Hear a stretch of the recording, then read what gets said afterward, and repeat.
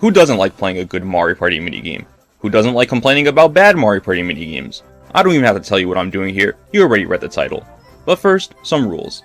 I won't be counting item games, game guide minigames, boss fights, or any of those games in the extra or bonus modes, like Beach Volley Folly or Dunk Brothers. And secondly, since I haven't played Mario Party E Advanced or Star Rushed, I'm just going to be looking at the console entry games, to make this a little more cohesive. And finally, for any minigame that appears in more than one Mario Party entry, I'll only consider it for its debut game. For example, if I wanted to pick Tipsy Tourney, it'd have to be for Mario Party 1's section, since that's where the minigame originated. Everyone good with that? Okay, let's get started. Of course, up first we have Mario Party 1. I would say something about how this is easily my least favorite game in the series, but I don't want to anger people enough to click away. Oh, wait. Anyway, my pick for the best minigame would be Mushroom Mix-Up. Now, I'm more familiar with the Mario Party 2 variant, Hexagon Heat, but I will give Mario Party 1 its due credit here, since this is where it originated. Toad raises a colored flag, and that's the platform you have to go to avoid drowning in the water. It's a pretty simple game, but with how fast it can get and everyone struggling for room, it gets hectic, but in the most fun way possible. It's a game that always keeps me on my toes and even offers funny ways to be an asshole to your friends, which of course I approve of. I do prefer Mario Party 2's version, which seems to have a faster pace, but you still can't go wrong with this version. Now, for the worst minigame. Tug of War, right? A control stick spinning minigame that can cause damage to those sensitive N64 control sticks. But no, my pick would be Paddle Battle. Just like Tug of War, it's a 1v3 minigame where you have to spin the control stick faster than your opponents. But at least with Tug of War, it can end quickly. With Paddle Battle, it doesn't matter how you play, you gotta sit in there and deal with it until the end, losing coins if you don't destroy your controller as fast as your opponent. If you think control stick spinning minigames are a cop-out, then fine, my next pick would be Bash and Cash, one of the most unbalanced 1v3 minigames in the series. The one player, who's in a Bowser suit for some reason, has to avoid hammer swings from the team of 3. Anytime they get hit, they lose coins that the team of 3 can pick up.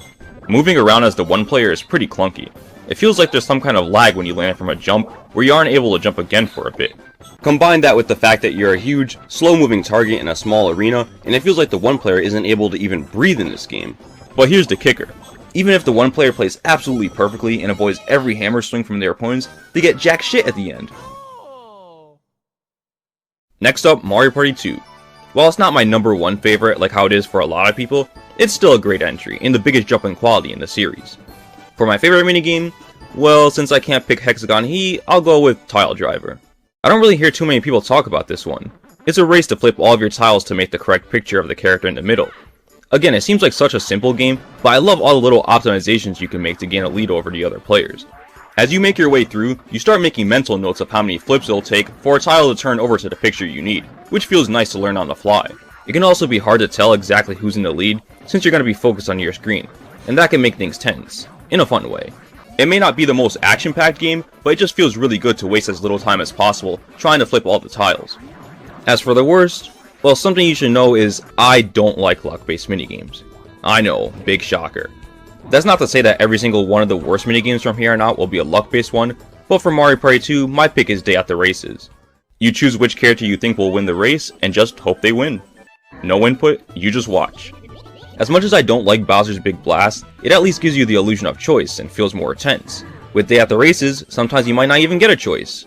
But if a luck-based minigame isn't too interesting of an answer, then my next pick would be Abandoned Ship. I'm down with the concept of a race to the top of a sinking ship, but I swear it feels like the game just picks a winner at random at the end. You might think whoever mashed the fastest at the end is who wins, but your speed gets capped pretty quickly, and even the fastest masher in the group that I'm playing with doesn't always win this one.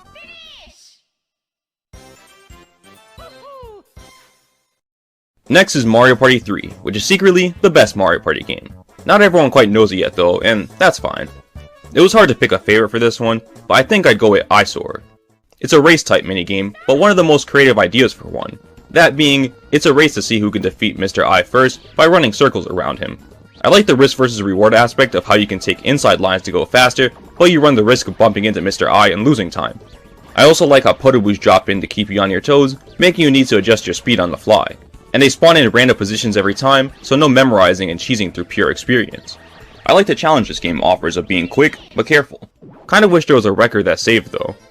The worst minigame? Some people might say MPIQ, but the thing is, there is fun to be had in that game, as long as everyone makes a gentleman's agreement to not play like assholes. Some people might say the beat goes on, but I don't know, I really like the test of memorization in that one, even though I do agree that it's complete bullshit that draws don't give out coins to the winners. No, my pick would be Bowser Toss. I do not like mashing minigames. Honestly, it's partly because I'm not good at them, but they also just don't feel very dynamic, I guess the word is. Bowser Toss, though, takes it to the next level. Not only do you need to mash the A button like mad with one hand, you also have to control the extremely sensitive angle with the control stick. That's because if you don't have a good angle set before the throw, you're not going to be throwing Bowser very far. Going crazy on one side of the controller and then trying to make very precise changes with the other does not go well. Moving on to my second favorite Mario Party game, Mario Party 4. Yeah, I don't like how every board is just metal frames hovering above the land, but as far as playing on them, almost all of them are great. Just not this one. My favorite minigame? Booksquirm. Big surprise. Everyone likes this one, right? And for good reason. I like how it starts off slow and with many holes to hide through, but then gets very hectic. Not only do you need to quickly realize where the safe zone is, but you also have to keep in mind how much space you have when dealing with the other players. It's the fast-paced excitement of Hot Rope Jump, but with some more depth. You know, being able to move and all. Hell, even if you're already out, it's still fun to see your friends scrambling to get to an open hole quickly. Plus, I just think avoiding being squashed by a giant book is a neat and memorable concept. It makes me think of something Mario Party DS would do, now that I think about it. And even the devs must have liked this one, since there's also a challenge Booksquirm, which is basically just an endless version. For the worst minigame, I'd have to pick Making Waves. Another unbalanced 1v3. The team of 3 tries to dunk the solo player into the water by making waves. The problem is that no matter how good and coordinated a team of 3 is, they will never win as long as the one player doesn't make a huge mistake. A mistake!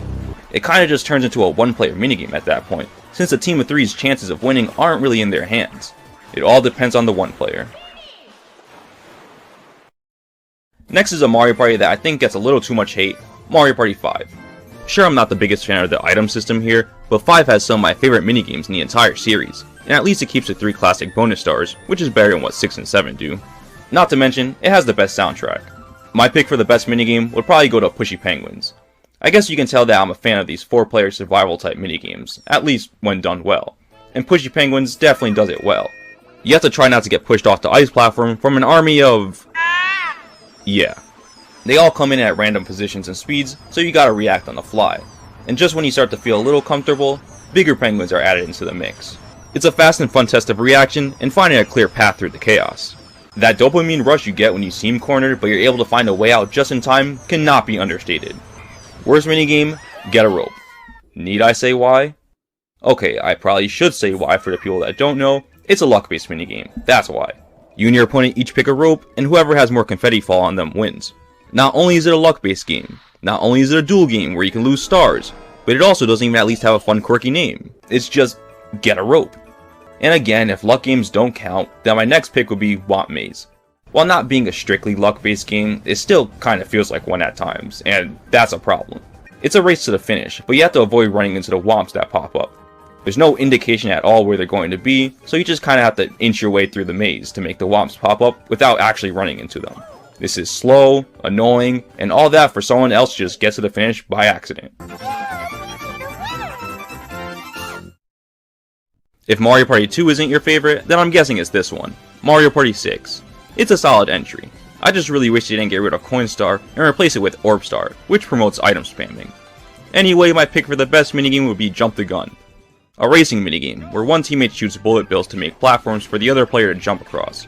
I love me some good platforming minigames, and this is just such a cool way to cooperate with your teammate. Both of you are actively doing your role to help one another, and a platform layout being made and personalized by your teammate is a great idea to let you guys move at your own pace.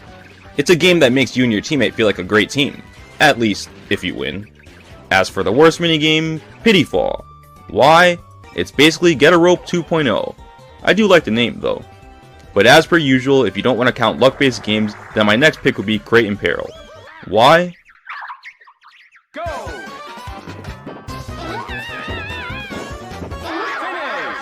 That's why. To be fair, that particular clip was against 3 CPUs, but even when I played against other people, it didn't last that much longer. If the team of 3 had the ability to jump over the spinies or hide an extra hit, then maybe it'd be more balanced. I was tempted to pick Black Hole Boogie as the worst because I hate mashing games, but this is just unfair. Alright, Mario Party 7. While it's my least favorite of the GameCube entries, mainly for making bonus stars randomized, I still have great times with it. For my favorite minigame, I'll go with Shock Absorbers, which is actually also the name of one of my favorite minigames from 5. This is an 8-player minigame where you have to use the control stick, or C-stick if that's what you're stuck with, to hit one of the 3 buttons that's lit up. If you don't hit the button that's lit up, or if you don't duck in time to avoid the electric shock, you're out. It sounds easy, but trust me, this game gets real fast. It's a great test of reflexes, kinda like a WarioWare micro game. And even if you're out, you can still hope for your teammate to avenge you and get the win. Yeah, for people who don't know, the 8-player mode in this game breaks everyone into teams of 2. It's a really neat mode. But anyway, yeah, good minigame. I'm not even that great at it myself, but I still have a ton of fun playing it. For the worst minigame, I think I'll settle on Bobomic Plague. Okay, I love the name, but I don't love playing it. It's an 8-player minigame where you pass a bomb around before it explodes. It's very similar to Hop a Bomb from Mario Party 1 and 2, which already wasn't one of my favorites, but there's one huge change here that made it my least favorite minigame. When the bomb explodes, it also takes out the 2 players nearby. I hate this so much. It was probably done so that the game wouldn't last too long, considering that there's 8 players, but this makes it nearly impossible to strategize around. I mean, it's already kind of unclear when exactly the bomb is going to explode, but now you also have to account for the actions of the players nearby you. It just feels like you don't have any control in this game, and things just happen. And yes, someone can very well suicide bomb themselves just to make sure you lose. Didn't expect both the best and worst games to be both 8-player games. Next we have the first game in the series to break the yearly release trend, Mario Party 8. Mario Party 8 is also where we get to talk about motion controls, my favorite control scheme in video games. Sarcasm aside, the motion controls do work fine enough for the most part here. Again, for the most part, but we'll get there. For the best minigame, I'm going with Mosh Pit Playroom. Good old button controls. Each player has an assigned color, and you have to grab all the spheres of your color first. Another fun idea for a race type minigame. I like how you have the option of jumping on other players' heads to slow them down, or you can just focus on getting your spheres. It also helps that the spheres make a very satisfying sound when collected, especially when you get a lot of them back to back. You do gotta use a D-pad to move in 3D space, which isn't ideal, but thankfully this game doesn't really require super precise movements. Now for the worst, that being blazing lassos. A neat idea for a minigame ruined by motion controls. Okay, let me explain. You have to throw your lasso to rope and barrels to get points, but before you can throw the lasso, you need to twirl it first, which is done with this circular motion. Then once your lasso glows, you can then throw it at a barrel. The problem is, every time I twirl my lasso until it glows, the game just decides to immediately throw the lasso, which isn't what I want. See, the barrels have different amounts of points on them, so of course I'm trying to catch the one with the most points. So instead, I try very small circular movements to twirl a lasso, but now the game isn't registering when I actually want to throw it. Okay, new plan. How about I time the twirl so that by the time the lasso glows and the game throws it, it'll end up catching the barrel that I want. I mean, it sometimes helps, but other times not. The timing still feels inconsistent and awkward as hell. So yeah, basically janky motion controls. Thankfully I know it's not just me, since my sister was having the same problem when we were testing this one. It seems like the best strategy is to just spam twirl and throw and hope you get the barrels with the most points. And at that point the game becomes very mindless. And here I thought Cut from the Team would be my pick, but this game just doesn't work. Now, Mario Party 9. While the whole car and mini-star thing is not my preferred style of Mario Party, I do respect the attempt to try something new after 7 yearly releases of the old format. It was pretty difficult to pick a favorite for this one. There were games with great concepts like Chain Event or Ballistics, but I couldn't choose as a favorite due to occasionally jank motion controls or having to move with a D-pad. I think I'll go with Skipping Class. My favorite duel game in Mario Party 2 was always the one in Pirate Land, and Skipping Class is basically that, but extended into a full-length minigame. You have to repeat the on-screen inputs, scoring points depending on how fast you were to repeat them all, but you get no points if you mess up an input. A fun test of speed and accuracy, and it doesn't just end after one round of inputs like Pirate Land's duel. You have some wiggle room to potentially make a comeback if you messed up at the beginning. Some of these trick animations are fun to watch too, I mean, look at this! So yeah, favorite minigame, but Ballistics was a close second. Alright, for the worst minigame, I'm going with Piazza Pool. Swim around in the pool and grab the rings that are thrown by the piazza. Look, I appreciate the Mario Sunshine reference, but I don't appreciate having to use awkward motion controls to even move. But that's not where the problems end. With how small the pool is and how infrequent rings are thrown, you get a lot of moments where you aren't able to get a ring simply because the piazza didn't decide to throw one your way. Or someone else got the golden ring thrown their way, which gives more points.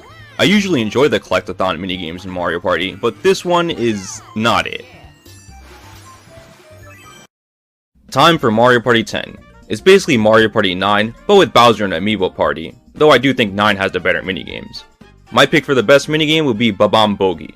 I've always been a fan of minigames like Slapdown or Rumble Ready. Simple but tense games of reflexes, which is also what you get here. You get points based on how fast you were to hit the golf ball when it appears, but hitting a Babam will make you lose points. What I really like about this one though, is that it's not just a matter of one or a few rounds and it's over. There are 10 golf balls that appear throughout the whole game, so consistency is key. Even if you're having a strong start, you still gotta be alert and keep up your performance. Plus, seeing your friends panic swing at a bomb and lose points is always funny. Maybe that's just the asshole in me.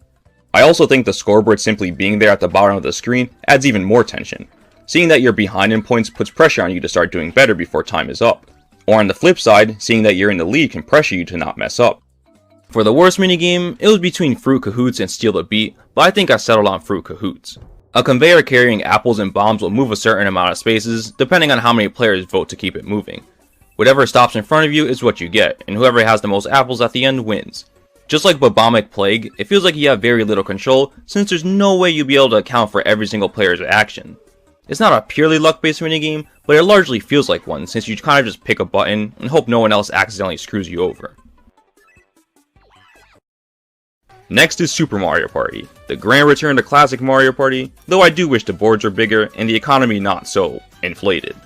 For the best minigame, it was tough for me to choose between Looking for Love and Stake Your Claim, but I think I'm going with Looking for Love. A heart will appear on the up, down, left, or right side of the screen, and you just gotta look in that direction to get points. I really like how fast paced this one gets, and not only do you gotta be quick to get the most points, but you also gotta be accurate, since other suit signs get added to try and fool you. Just a fun and fast test of reflexes and judgment.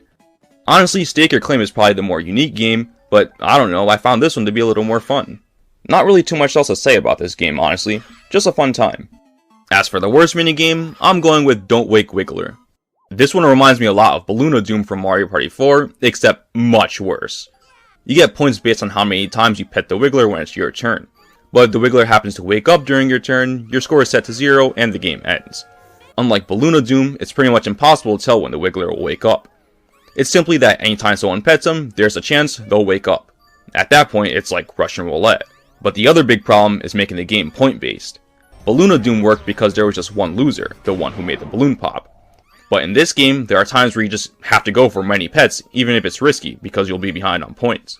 So yeah, it's largely just a luck-based minigame, so I'll at least pick a runner-up worst, that being Drop Quiz. It's a 1v3 minigame where, after an animation plays on the screen, the team of 3 has to answer questions picked by the one player about the animation. It's a game that takes way more work for the team of 3 to win than the one player. The team of 3 has to study hard, paying attention to every last detail, while the one player could just mindlessly pick the hardest question. You think you memorized everything about the animation, knowing how many toads walked by and which fruits appear, and then suddenly the one player pulls out a question like, what was toad number 3 holding? Anything you and your teammates decide to try and memorize, the one player can always just end up picking a question that asks about something you weren't paying attention to.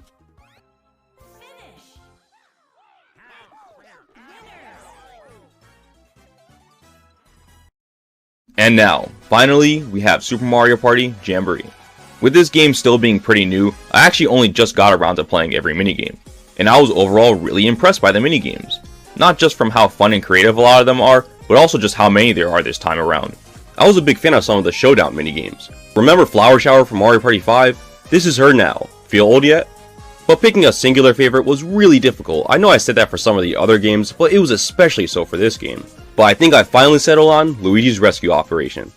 A showdown minigame where it's a race from room to room to unlock the final door where Luigi's waiting. Each room has a different puzzle to complete before you can move on to the next. I love the variety of different kinds of puzzles you do and how all of them are fun to try to do quickly. There's jigsaw puzzles, spotting the odd statue out, stepping on the panels in order, and there's Barrel Room, which reminds me of Hotel Goomba from Mario Party 5. That's a good thing.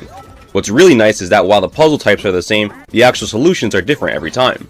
The last door has this memory test. You can try to memorize the whole sequence at once to be quick, or you can just input each button, then go back to check the pattern again. A really neat way to let you go at your own pace. Despite how long the actual game can last, it still has an exciting fast-paced feel to it. I also want to give an honorable mention to Wario's Buzzer Beater, which was a close second. But there's a problem. Since these are showdown minigames, they last way longer and are way more involved than the other minigames, which made me wonder if I should even count these. It feels like I should at least pick a runner-up that isn't a showdown minigame, and my pick would be Shadow Play. A 2v2 minigame where you and your teammate have to recreate the shape in the middle by each picking a shape and overlapping them. Whichever team recreates the shape first gets a point, and first to 3 wins. It's similar to World Peace from Mario Party 7, but it has a faster pace to it, and is more difficult since you're overlapping 2 shapes instead of finding 2 halves. But that just makes it all the more satisfying to work with your teammate to get the point. You have a different set of shapes to pick than what your teammate has, so you two won't accidentally choose the same shape, which admittedly would be pretty funny to see happen. But yeah, just a fun test of speed and teamwork. Now, while it was pretty damn difficult to pick a favorite minigame, it was obvious to me which was the worst. That being Arch Rivals. A 1v3 minigame where the one player has to shoot targets held by a team of 3, who can move their targets to try to make the one player miss. It sounds cool, but this game is just impossible for the one player, the big problem being the lack of control. The only thing the one player can do is shoot the arrow. They can't aim the bow at all, and even their movement is controlled by a conveyor. These two things combined make the one player extremely predictable. On top of that, there are spots where the bow just doesn't shoot where you expect it to. And the fact that you have to get 100 points to win is what had me baffled after the first time I played this game. It's a miracle to get even more than 30 points. I think being able to aim would have been such a huge help. It wouldn't have had to have been an entire analog aiming system, but even just something quick like being able to influence which direction the arrow goes would have went a long way. So there we go. Please do not leave a comment and don't check out my other videos. Why am I telling you not to do those things? I don't know, maybe if I said not to do it, it would make people more so want to do it. It's called reverse psychology, babies! But for real, thanks for watching, as per usual. Reese's Puffs, Reese's Puffs. Eat 'em up, beat 'em up, beat 'em up, beat 'em up. Reese's Puffs, Reese's Puffs. Eat 'em up, beat 'em up, beat 'em up, beat 'em up. I got Reese's Puffs in my bowl. Nowadays on cruise control. I got Reese's Puffs in my bowl. Just like that, I'm on a roll. Reese's Puffs, Reese's Puffs. Eat 'em up, beat 'em up, beat 'em up, beat 'em up. Reese's Puffs, Reese's Puffs. Eat 'em up, beat 'em up.